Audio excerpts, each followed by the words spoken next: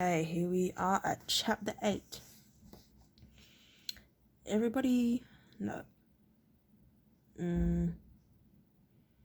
Greybeard Holt is a fighting man. I've heard common folk that Greybeard Holt, he cut his hair with a carving knife and fork. Fare thee well, Greybeard Holt. Fare thee well, I say. Fare thee well, Greybeard Holt. Tomorrow's another day. Will hit a final chord on the mandola as he finished the last words, letting the notes ring on. Dahlia clapped and laughed delightedly. You're very good, she said, with a note of surprise in her voice. You should come over to the tavern and sing sometime. Will shook his head. I don't think so, he said. Your mother wouldn't really appreciate my emptying her bar with my singing and playing. To tell the truth, he was sure that the idea of singing and playing amusing folk songs in a tavern didn't sit with a ranger's dignity or air of secretiveness. Secretiveness? He wasn't totally sure that he should even be playing to Dahlia when he came to think of it, but she was pretty and friendly, and he was young and just a little lonely, and he decided that he could give himself a little leeway in the matter. They were sitting on the veranda of his cabin. It was late afternoon, and the autumn sun was slanting low in the west, the light dappled by the half-bare bare branches of the trees. In the past week, since the banquet with the Canadian crew, Dahlia had begun to take her mother's place in delivering his evening meals. This evening, as she'd arrived, he'd been sitting practicing the instrumental break from Greybeard Holt, a complex sequence of 16 notes, played in a driving rhythm. She'd asked him to play it again, and sing it as well. The song was a traditional one, originally titled Old Joe's Smoke, and it was about an unwashed, unkempt herber who slept among his goats to stay warm. When Will first began to learn the mandola, he had jokingly titled it Greybeard Holt, as a comment on his mentor's unkempt hair and beard. But doesn't Ranger Holt object to you thinking fun of him like that? Dahlia asked, a little wide-eyed. Holt's grim reputation was known throughout the kingdom. The idea of satirizing him seemed a dangerous one to her. Will shrugged. Oh, Holt's not as serious as you might think. He actually has quite a sense of humor, he said. He was certainly chuckling. The time he made you spend all night up a tree for singing that song, came a voice from behind them. It was a familiar voice, low-pitched, feminine, and with a unique cadence that reminded Will of a stream flowing over smooth stones. He recognized it at once and leapt to his feet, turning towards the speaker where she had approached the end of the little porch. Alice, he said, a delighted grin spreading across his face. He stepped to meet her, his hands out in greeting, and she took them in her own as she stepped onto the veranda. She was tall and very elegant, dressed in a beautifully cut white gown. It was the official diplomatic service uniform, and its simple lines belied its stylishness, while it set off her slender, long-legged figure to perfection. Her ash-blonde hair was straight and shoulder-length, falling either side of her face and framing her features. Grey eyes sparkled quietly at a private joke between her and Will. The picture was completed by a straight nose, a firm chin, and a full mouth that echoed the hint of amusement and genuine pleasure in her eyes. They stood wordlessly for a moment, delighted to see each other again. Alice was one of Will's oldest friends, having been raised as he was a ward of Redmont fief. In fact, when Will had returned to Redmont, heart sore at his parting from the Princess Cassandra, they had gradually become somewhat more than friends. The graceful apprentice diplomat had sensed his need for warmth and feminine company and affection, and had been more than glad to supply all three. It hadn't progressed past some tentative embraces and kisses in the moonlight, and perhaps because of that, there was a sense of unfinished business between them. Dahlia, seeing their obvious pleasure at each other's company, sensed the relationship and reluctantly surrendered. She was realist enough to know that she was pretty and vivacious, and probably the most attractive girl of her age on the island. But this elegant blonde in the soft white gown was more than pretty. She was poised, graceful, and, in a word, beautiful. There was no contest, she thought, resignedly.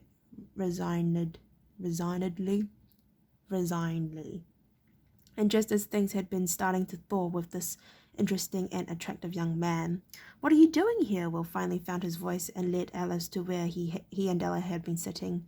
The village girl noted that he retained his hold on one of Alice's hand, and she made no move to break the contact. "Oh, just a routine diplomatic pouch from the court," she said, tossing her head to signify that her mission was an unimportant one. "They're going out to half the fiefs. Nothing earth-shattering.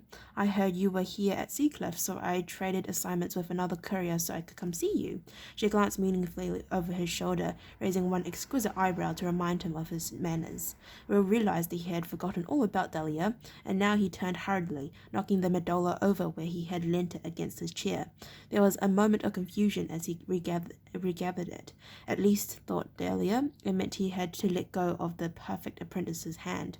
"I'm so sorry," he said in a rush. "Alice, this is Dahlia, a friend of mine here. Dahlia, this is Courier Alice, one of my oldest and dearest companions." Dahlia winced inwardly at the dearest, but smiled valiantly as she shook Alice's proffered hand. It was smooth and warm, of course, with a surprisingly strong grip. Pleased to meet you," she said. Alice smiled, knowing that Dahlia was anything but pleased. "How do you do?" she said. Will looked from one of them to the other, rubbing his hands uncertainly, not sure what to do next. Then his delight in seeing Alice again took over. "So you're staying long? Will you have time for me to show you the island?" he asked, and Alice shook her head regretfully. "Just tonight and tomorrow," she said. "There's a formal banquet tomorrow, but I'm free tonight, and I thought—" She let the sentence hang, and Will seized opportunity eagerly. "Well then, dine with me tonight." He gestured towards the cabin behind them. "I'll ask Edwina if she can cater for another person." "Edwina?" Alice repeated, her mouth half smiling again. She glanced at the cabin, wondering if Will kept a tribe of women here with him. Dahlia answered before Will could explain. "My mother," she said. "We run the local tavern." She smiled over brightly at Will. "I can tell her if you like. It'll be no trouble for her at all, and it's time I was getting back anyway." Will hesitated, not sure how to handle this turn of events. "Oh, well, good." Then, having left it at just a shade too long, he added, "Why not join us? We can all have dinner together." Dahlia felt a small thrill of triumph as the smile on Alice's face had faded slightly, and for a moment she was tempted to accept, but she realized almost immediately that this small triumph was likely to be the only one she would enjoy that evening. "No, I'm sure you have lots to discuss together. You don't want me along." Alice, she noticed, made no move to contradict her. Will, a little awkwardly, said, "Well, if you're sure then." He sensed the tension in the air, but had no idea what to do about it. Dahlia was already gathering up the small earthenware pot that she had brought for his evening meal. "I'll take this back," she said. "It's just a stew, and I'm sure Mother will want to do something special for an old friend of the Rangers." "That's great," Will replied automatically, completely missing the irony in her tone. His eyes were still fastened on Alice. Dahlia waited a second too, then asked, "What time would you like to dine?" Once again Will was uncertain, and Alice answered for him. "I have a meeting with the Baron first," she said, "and I'd like to settle into my quarters and have a bath before that. Perhaps in 2 hours' time?"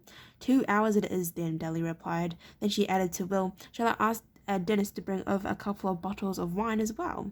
Dennis was the sullen man at the tavern. Will smiled at her, welcoming the idea. "That'd be great. Thanks, Dahlia," he said. She smiled, nodded a farewell to Alice, and turned away, walking quickly towards the village. "Why on earth did you suggest that?" she asked herself softly as she went. It was almost as if she were trying to make matters worse for herself, she thought, adding bitterly, "Perhaps you could come back and light some romantic candles for them as well." She glanced back once as she rounded the edge of the grove, but Will and Alice were paying no further attention to her. Sourly she noted that they were holding hands once more. You're making quite a name of yourself, Alice said, smiling at Will across the dinner table. He hesitated as he poured her another glass of the excellent white wine. Paradoxically, Dahlia had chosen the very best she could find in her mother's cellar. I'm just blundering through, he said. It's all a little overwhelming, really. Alice's steady gaze told him that she saw through his pretense of diffidence. Inviting a Wiltshire crew to a banquet, she said, preventing a pitched battle by handing over a few beasts and a skin or two of wine. I'd say you handled things pretty well. Oh, Scandinavians aren't so difficult to deal with once you know them, Will replied. Then he grinned at her. He was actually quite proud of the way he had handled the potentially ugly situation. Besides, he added, it was worth it to see all those scruffy knights and their ladies sitting down to dine with a crew of bloodthirsty corsairs. Alice frowned slightly as she ran her finger around the top of her wineglass. Wasn't that a bit risky, she asked. After all, anything could have happened with that mix of people. Will shook his head firmly. Not once Gunda had given me his word as a houseman. No Scandinavian would ever break that oath. And I knew Norris would keep his people under control. It was the least he could do, he added meaningfully. Alice picked up on the unspoken message and raised her eyebrows in a question. Will hesitated a moment, not wanting to air Seacliff's dirty linen in public. Then he realized that Alice was a member of the diplomatic service, and accustomed to hearing secret far more important than this one. Norris and the Baron had let things become very slack around here. They wouldn't have stood a chance in a battle. Their men were badly trained, badly drilled, and out of condition. At least Norris realized the fact and went along with the banquet idea. And a good idea it was, Alice said quietly. Will pursed his lips thoughtfully. I suppose it helped that I'd made the crossing of the Stormwight when I did, he said. I realized they were short of provisions and they mightn't last the winter without them. By doing things my way, they didn't have to fight for them, and they got to go to a banquet as well. He grinned at the memory once more. So they're safely out of the way? Alice asked casually. Will shook his head. They're still butchering and smoking the meat, so it will see them through the winter, he said. They'll be at Bitterroot Creek for another 2 or 3 days. Then they'll be on their way. Does that mean there's still a danger to the thief? She asked, but Will hurried to reassure her on that score. Gunda's oath still holds, he said. I trust him totally. He grinned as he added, particularly as he knows I'm a personal friend of this Canadian Obergel. You'll still report on Norris's neglect of his duty, won't you? Alice asked. Like the ranger, the courier's main allegiance was to the king. Will nodded. I'll have to, he said, but at least I can report that he's learnt his lesson. His men have been drilling non-stop since the morning after the banquet, and that was unpopular timing, I can tell you. In another month or so, he'll have them whipped into shape. You know, there's that song called Whipped into Shape from Legally Blonde. Anyway, so things are in good shape here, Alice said, then added casually, there'd be no problem if he had to leave for a while. Will was reaching for the wine flask as she said the last few words. His hands froze in mid-air and he met her eyes. They were serious now, with no hint of the humour and warmth that had been so evident earlier. This, he realized, was business. Leave, he said, and she nodded. It's no accident that I'm here, Will. Oh, there were some routine documents to deliver, but Holt and Crowley specifically asked me to take this assignment and give you a message. You're being reassigned. Will felt a sudden stab of doubt at the words. Perhaps his handling of this Canadian situation hadn't been quite as clever as he had thought.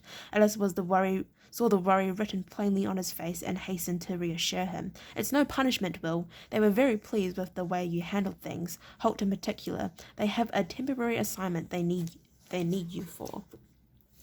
He felt the weight of doubt lift at her words. What sort of assignment? Alice shrugged. I don't know the full details myself yet.